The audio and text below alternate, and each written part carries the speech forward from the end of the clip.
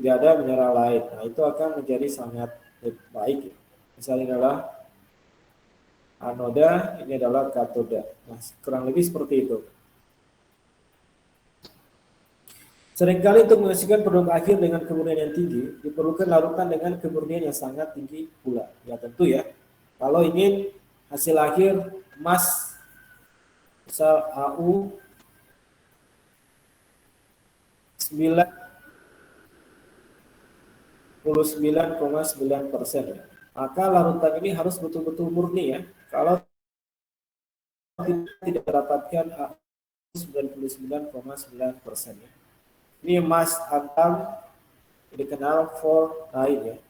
4-9 itu maksudnya adalah 99,9% ya. Karena ditulis seperti ini 4-9. Tapi sekarang ini sudah bisa sebetulnya 5-9 ya. Ini 4 ya.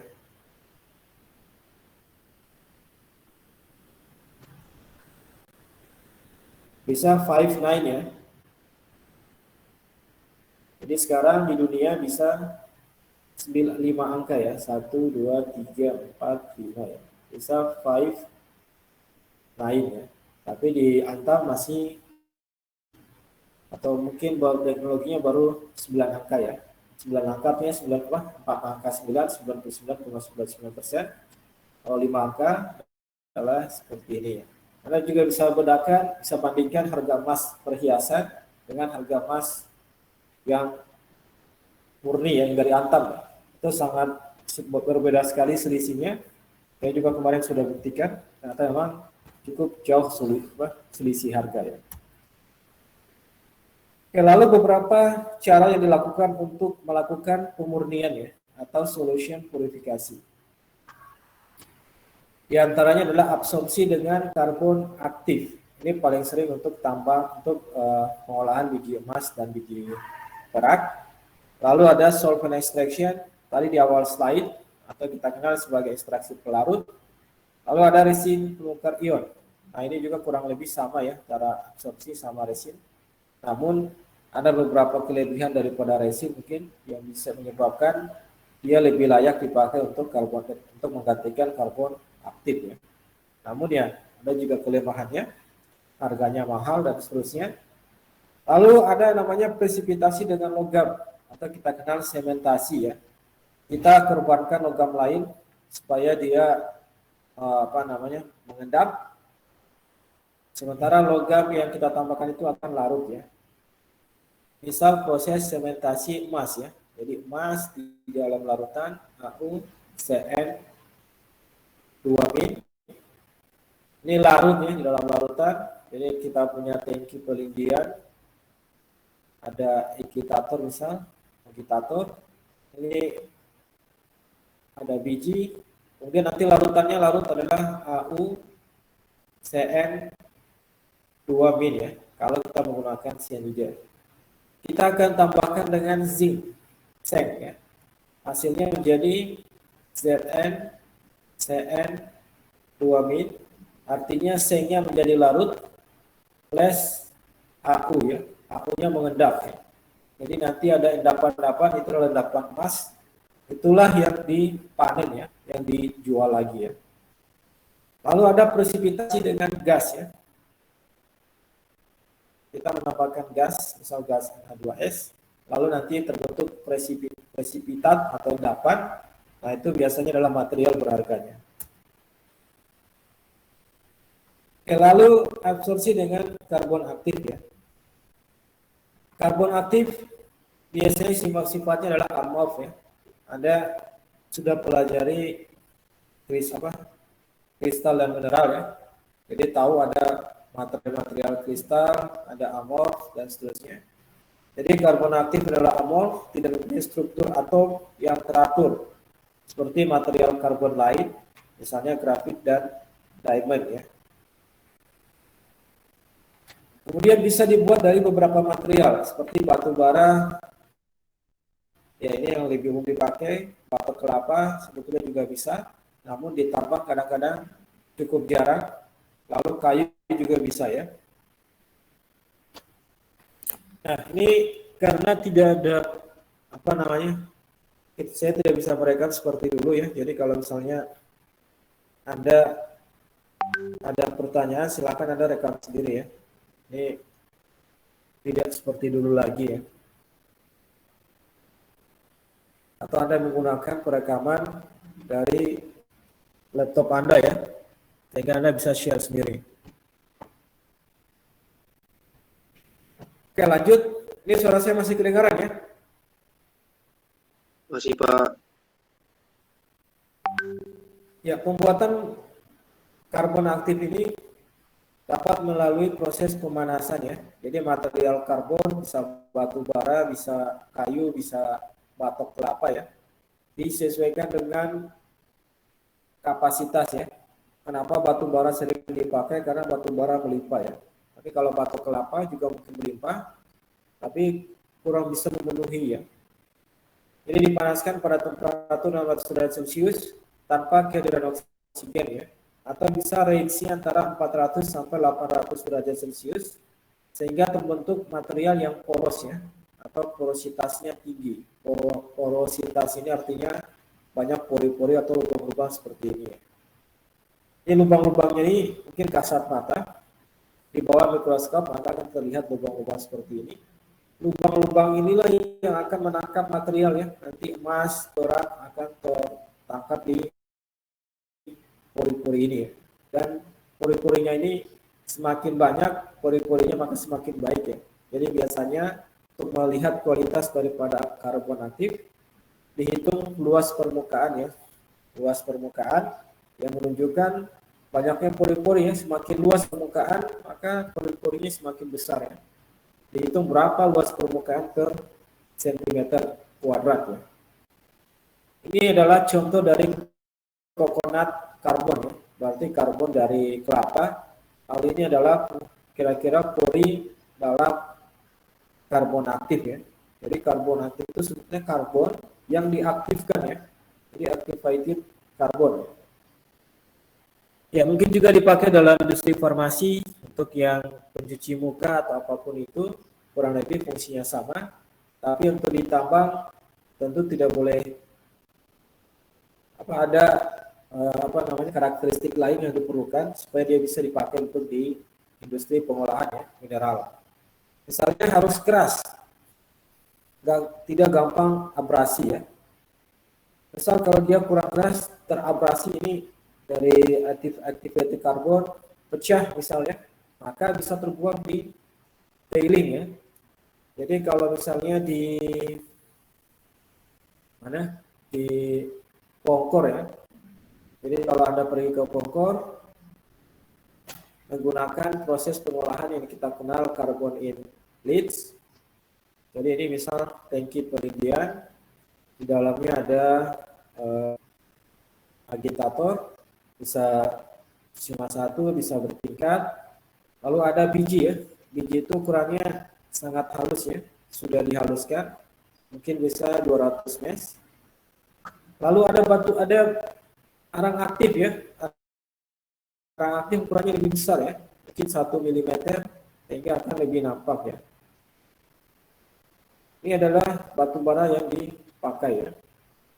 Nanti ketika selesai proses, misal sudah 8 jam atau berapa jam, sesuai dengan waktu optimum yang biasa digunakan di perusahaan, maka ini dipisahkan ya.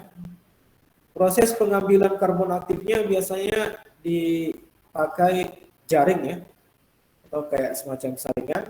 Dan ini nanti setelah proses karbon aktifnya mengapung biasanya, lebih mudah dipisahkan ya. Hanya difiltrasi. Anda mungkin pernah lihat orang nangkap ikan pakai jaring di kolam. Nah, kurang lebih seperti itu, mengambil activated karbon yang sudah kaya akan emas ya. Isinya emas dan perak ya. Tapi kalau misalnya dia pecah, jadi ukurannya harusnya besar, 1 mm tiba-tiba pecah menjadi ukuran halus, maka dia akan tidak tertahan di saringan tersebut ya, akan jatuh. Lama-lama ini nanti di solid liquid separation, yang solid tadi masuk ke residu ya, jadi masuk ke residu solid. Artinya apa? Banyak mineral berharga, emas dan perak yang terbuang. Kalau ini dia tidak keras ya. Dan sebagainya ya, itu masih banyak proses. Kalau kita atau Anda cek nanti di PT Lampung Kencana Cikantor, mereka mengolah emasnya ini, mengolah karbon aktif ini langsung dibakar ya, dibakar untuk mendapatkan abu yang mengandung emas. Jadi tidak digunakan kembali, nggak di reuse karbonnya. Tapi kalau dibongkar, nanti setelah didapatkan karbon aktifnya ini, kemudian dilepaskan kembali emasnya di dalam larutan, karbon aktifnya akan digunakan kembali ya. Nanti emas yang di dalam larutan akan dielektrolisa ya, untuk mendapatkan emas katot ya, dan perak katot atau dikenal dengan d'or bullion ya, atau bullion ya. Ini absorpsi dengan karbon aktif paling sering digunakan untuk pemurnian larutan sesudah sianidasi AU dan Ag. Jadi ini paling banyak digunakan untuk proses sianidasi. Absorpsi dengan karbon aktif mengambil kembali AU dan Ag ya. Namun di dalam larutan bentuknya adalah AuCN2- dan AgCN2-. Jadi diambil kembali atau di recovery dari larutan ya. Jadi di dalam larutan seperti tadi saya jelaskan mengandung AuCN2- ya, dan AgCN2-. Lalu ini adalah karbon aktif. Jadi C dan ada gugus OH ya, hidroksil. Ketika ini ditambahkan bisa melalui tadi karbon ini dalam tangki, atau setelah kita pisahkan solid dan liquidnya, maka liquid atau pregnant solution tadi kita masukkan ke dalam suatu kolom, di mana kolomnya sudah mengandung karbon aktif ya. Nanti dilewatkan ke sini. Ini kurang lebih persis seperti orang di tempat pengisian galon misalnya. Itu kan ada resin dan juga mungkin ada karbon aktif. Dituang ke sini, larutan yang mengandung emas dan perak ya. Ini dituang ke sini, nanti emas dan peraknya akan terikat di karbon aktif ya. Reaksinya seperti ini, jadi C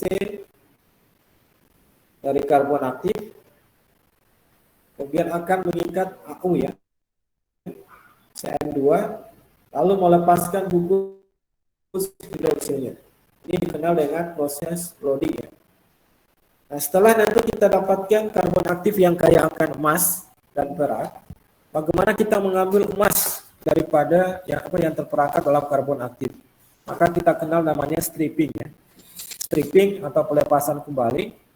Jadi karbon aktif yang telah mengandung emas dan perak, jadi ada ikatan CaOCN2 dan CaGCN2 ditambahkan dengan material lain, misalnya yang mengandung gugus hidroksil, namun lebih kuat, sehingga nanti akan terlepas menjadi kembali seperti semula C dan OH. Lalu kita dapatkan biji AuCN2- ya. Nah, inilah yang akan dipakai ya. Ini nanti bisa dielektrolisa, kita akan dapatkan produk campuran antara emas dan perak ya.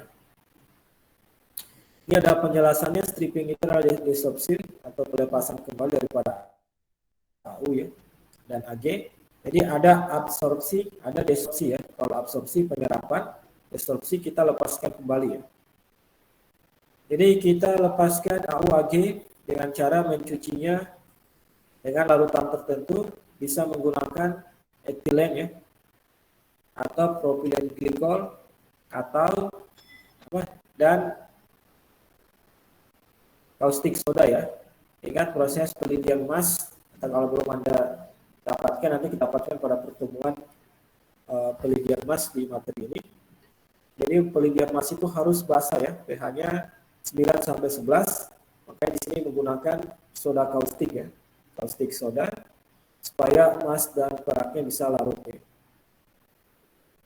Lalu setelah kita dapatkan larutan yang kaya akan emas, yang sudah lebih meningkat kadarnya dibanding dengan di larutan awal, maka kita akan electrowinning ya. Electrowinning ini adalah proses pengambilan emas atau materialnya dari larutan ya. Jadi ada electrowinning dan satunya ada electrorefining ya.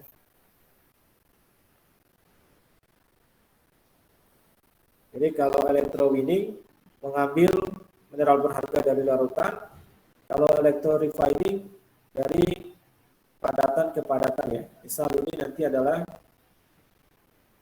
ini anoda, hanya lebih besar apa istilahnya elektrodanya, lalu ini katoda. Nanti anodanya akan larut pindah ke sini nih, lama-lama makin besar ya. Ini kalau electrorefining kita meningkat. Nanti kita akan pelajari di slide atau di pertemuan mendatang. Oke, aplikasi menggunakan karbon aktif ada yang kita kenal dengan carbon inlets. Ini seperti yang sudah saya jelaskan tadi pada proses di Pongkor ya. Ada yang namanya carbon in pulp, ada namanya carbon in column ya. Jadi kalau carbon inlets sangat sesuai untuk biji carbonaceous ore ya. Jadi biji yang mengandung karbon. Kenapa? Jadi seringkali ketika kita melakukan pelidian emas atau ekstraksi emas, setelah beberapa jam, misal 8 jam, kadar emas di larutan adalah misal kadar AU di dalam larutan adalah 8 ppm ya.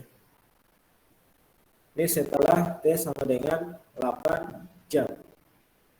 Pada saat T sama dengan 10 jam, harusnya kan meningkat ya, atau minimal sama.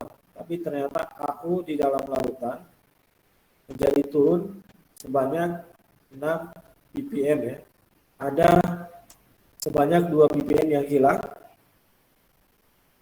Ternyata diserap kembali oleh karbon yang ada di dalam ore. Nah, seringkali dikenal dengan istilah pre-cropping ya. Jadi dia biji pencuri atau apalah artinya seperti itu. Jadi dia bisa mengambil kembali emas yang sudah larut ya. Makanya untuk mengantisipasinya di proses leachingnya, jadi ini tangki pelidian, ini biji ukurannya halus, dimasukkanlah karbon aktif tadi yang ukurannya lebih gede supaya dia bisa bersaing dengan karbon yang ada di biji ya. Ini penjelasannya, karbon ditambahkan selama pelidian untuk menghindari kehilangan emas dalam karbon dalam bentuk padat ya. Jadi dia ketika kita pisahkan antara solid dan liquidnya, maka solid residunya mengandung emas ya. Karena tadi diserap kembali oleh carbonaceous ore. Tapi kalau dengan kita tambahkan karbon aktif, ini bisa kita cegah ya. Oke, karbon aktif diambil kembali dari pulp dengan screening ya.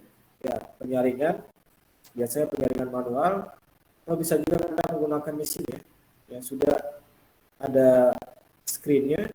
Nanti ukuran dari karbon aktif karena lebih besar, maka dia akan bertahan, kemudian biji dan larutan akan lewat. Oke, lalu yang kedua ada namanya carbon in pulp ya. Karbon ditambahkan ke dalam pulp sesudah pelidian, kemudian proses pengambilannya sesudah screening ya. Jadi kurang lebih kalau karbon in pulp itu kita meleaching dari suatu biji emas misal. Jadi ini adalah tangki pelidian, lalu ada larutan pelidian. Nah ini adalah biji. Nah setelah itu nanti ada proses filtrasi ya, solid liquid separation ya. Entah menggunakan press filter atau menggunakan scanner dan seterusnya. Tentu ini sudah dipelajari pertemuan sebelumnya ya dengan Pak. Jadi setelah itu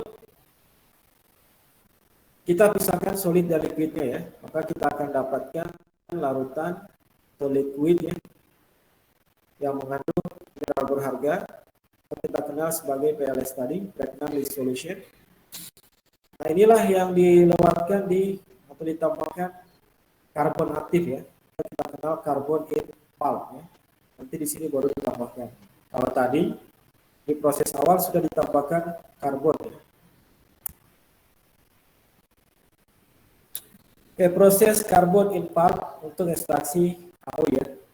Jadi kurang lebih biji dari tambang, kemudian kita lakukan crushing atau milling ya, kita haluskan. Kadang-kadang kita tambahkan lain ya, untuk mengatur pH-nya.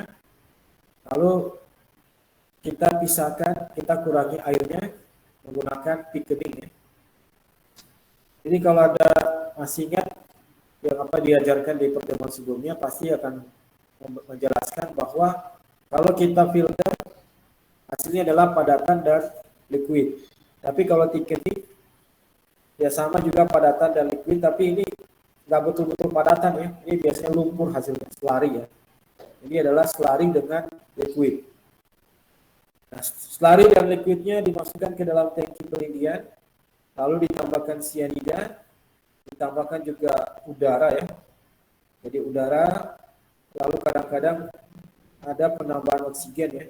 Oksigennya bisa dalam bentuk oksigen murni sebagai udara atau dari H2O2 ya. Jadi kadang-kadang bentuk daripada oksigennya dari H2O2 atau dari senyawa lain ya. Intinya seperti itu.